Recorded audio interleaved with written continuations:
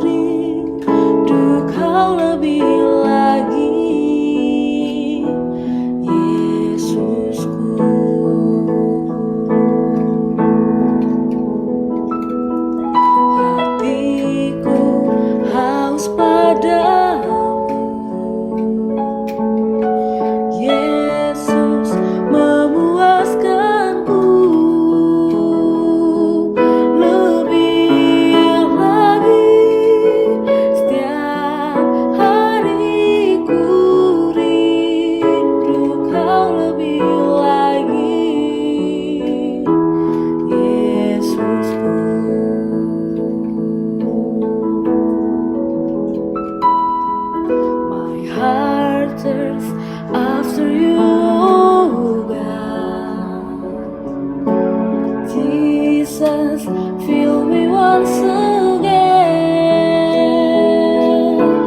More of you each day, Lord Jesus. More of you.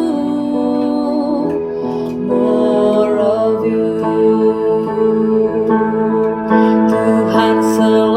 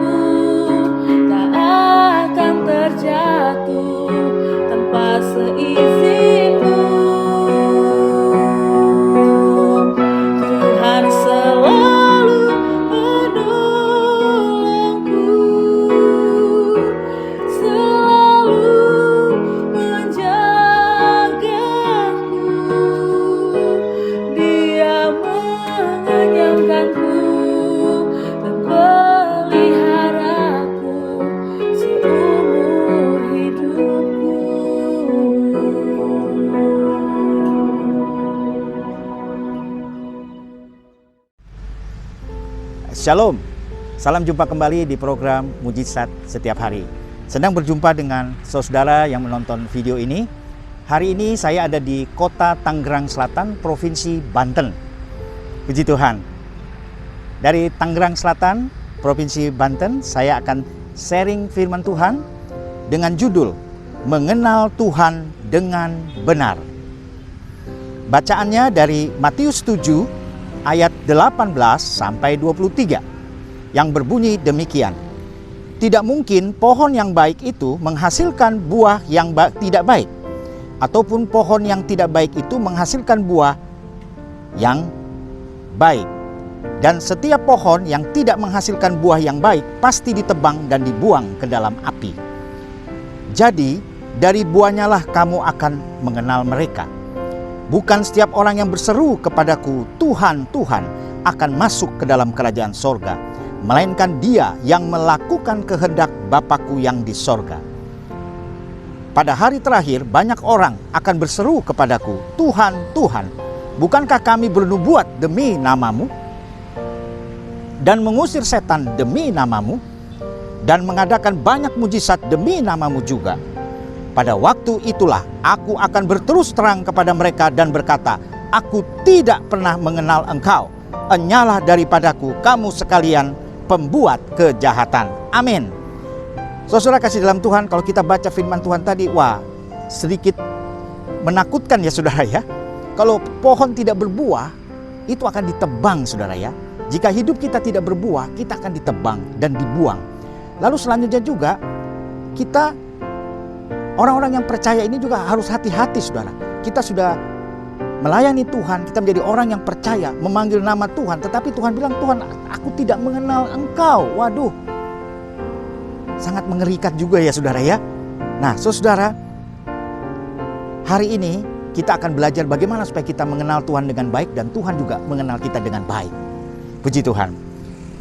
Saudara yang dikasihi Tuhan Yesus Kristus, jika hari ini seseorang bertanya kepada kita, apakah kita tahu siapa Bapak Joko Widodo atau Jokowi? Tentu kita bisa menjawab bahwa beliau adalah Presiden RI yang menjabat 2 periode sejak 2014. Namun, jika pertanyaannya dibalik, apakah Bapak Jokowi tahu siapa kita? Wow, belum tentu beliau tahu siapa kita, saudara. Nah, tetapi ceritanya akan lain jika mungkin kita punya pacar atau kita sudah punya istri. Kita tentu tidak sekedar tahu saja, tetapi kita mengenal mereka secara mendalam. Kita tahu makanan kesukaannya, kebiasaannya, sifatnya, atau bahkan prinsip-prinsip hidupnya. Semakin dalam kita mengenal seseorang, tentu kita semakin tahu dan mengenal segala sifatnya, bahkan tindakan yang tidak kentara. Seperti bahasa tubuh atau nada bicaranya. Saudara yang dikasihi Tuhan Yesus Kristus, lalu bagaimana agar kita dapat mengenal Tuhan dengan benar dan Tuhan juga mengenal kita? Yang pertama, hubungan pribadi dengan Tuhan. Saudara kasih dalam Tuhan, kita baca di dalam Yohanes 4 ayat 24. Allah itu roh dan barang siapa menyembah dia harus menyembahnya dalam roh dan kebenaran. Saudara kasih dalam Tuhan, bagaimana hubungan pribadi Anda dengan Tuhan? Apakah selama menjadi orang Kristen kita sekedar tahu tentang Tuhan saja, tetapi tidak mau mengenalnya lebih dalam lagi?